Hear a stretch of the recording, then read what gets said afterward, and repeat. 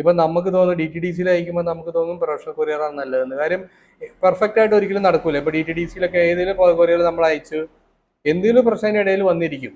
സ്മൂത്തായിട്ട് ഒരിക്കലും ഒരു കൊറിയറും നല്ല രീതിയിൽ ഓൺലൈൻ ബിസിനസ് ചെയ്യുന്ന ഒരുപാട് പേര് ഡി എം ചെയ്ത് എനിക്ക് ചോദിക്കുന്ന ചോദ്യമാണ് ഈ നല്ല കൊറിയർ സർവീസ് ഏതാണെന്ന് ചോദിക്കാറുണ്ട്.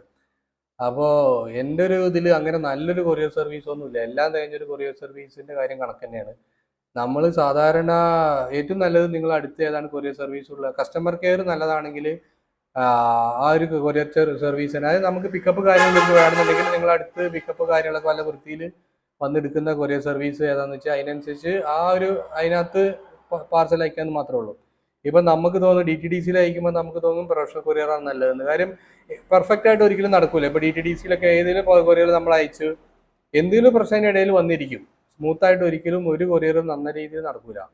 അപ്പോൾ ഒരു പ്രശ്നം വരുമ്പോൾ നമുക്ക് തോന്നും പ്രൊഫഷണൽ കൊറിയറാണ് നല്ലത്. പിന്നെ നമ്മൾ കുറച്ച് കാലം പ്രൊഫഷണൽ കൊറിയർ ഉപയോഗിച്ചു. ഞാനിങ്ങനെ പറഞ്ഞ പോലെ എല്ലാ കൊറിയറും ഏകദേശം ഇപ്പോൾ നമ്മുടെ നാട്ടിൽ അവൈലബിൾ ആയിട്ടുള്ള എല്ലാ കൊറിയർ സർവീസും ഉപയോഗിച്ച് നോക്കിയിട്ടുണ്ട്. അപ്പോൾ എല്ലാത്തിനും അതിൻ്റെതായ പ്രശ്നങ്ങളുണ്ട്. ഒരു പെർഫെക്റ്റ് ആയിട്ടുള്ള കൊറിയർ ഒന്നുമില്ല. ഇപ്പോൾ ഞാൻ എല്ലാം കറങ്ങി തിരിഞ്ഞ് അവസാനം ഇന്ത്യ പോസ്റ്റിലാണ് എൻ്റെ പാർസൽ കാര്യങ്ങളൊക്കെ അയക്കുന്നത്. India post D T D C രണ്ടാണ് കൂടുതൽ ഉപയോഗിക്കുന്നത്. ആമസോണൊക്കെ ഉപയോഗിച്ചിരുന്നതൊക്കെ പണ്ടേ ഞാൻ തൂക്കി. അപ്പോൾ ഈ പറഞ്ഞ പോലെ പെർഫെക്റ്റ് ആയിട്ടൊരു കൊറിയർ സർവീസ് കാര്യങ്ങളൊന്നുമില്ല.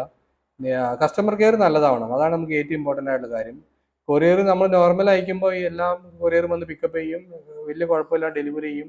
പിന്നെ അതിൻ്റെ ഇടയിലൊക്കെ സംഭവിക്കുക നമ്മൾ കൊറിയർ മിസ്സാവുക, പിന്നെ ഡെലിവറി ആയില്ലെങ്കിൽ കറക്റ്റായിട്ട് റിട്ടേൺ തരിക, ഇങ്ങനത്തെ കാര്യങ്ങളൊക്കെ വരുമ്പോൾ നമുക്ക് എന്ത് ചെയ്യും, കിട്ടാത്ത സാഹചര്യം നമ്മൾ കസ്റ്റമർ കെയറിനെ കോൺടാക്ട് ചെയ്യേണ്ടി വരും. നമ്മൾ ഡി ടി ഡി സി ഒക്കെ ഉപയോഗിക്കുന്നവർക്ക് അറിയാം, കസ്റ്റമർ കെയറിനെ കോൺടാക്ട് ചെയ്ത് കഴിഞ്ഞാൽ നമ്മൾ തൊലഞ്ഞു പോകും. നമുക്ക് ഒരിക്കലും ഒരു ആൻസർ അവരെ നിന്ന് കിട്ടൂല. അപ്പോൾ അങ്ങനത്തെ പ്രശ്നങ്ങളൊക്കെ വരുമ്പോഴാണ് നമുക്ക് ഇത് വരിക. അല്ലെങ്കിൽ നിങ്ങൾക്ക് എളുപ്പത്തിൽ നിങ്ങളുടെ വീടിൻ്റെ അടുത്തോ കാര്യങ്ങളൊക്കെ ഉള്ള ഏതെങ്കിലും കൊറിയർ സർവീസ് ഉപയോഗിക്കുക, പാർസൽ അയക്കുക, അത്രേ ഉള്ളൂ. എല്ലാം കഴിഞ്ഞ ഒരു പെർഫെക്റ്റ് ആയിട്ടുള്ള ഒരു കൊറിയർ സർവീസ് ഇല്ല.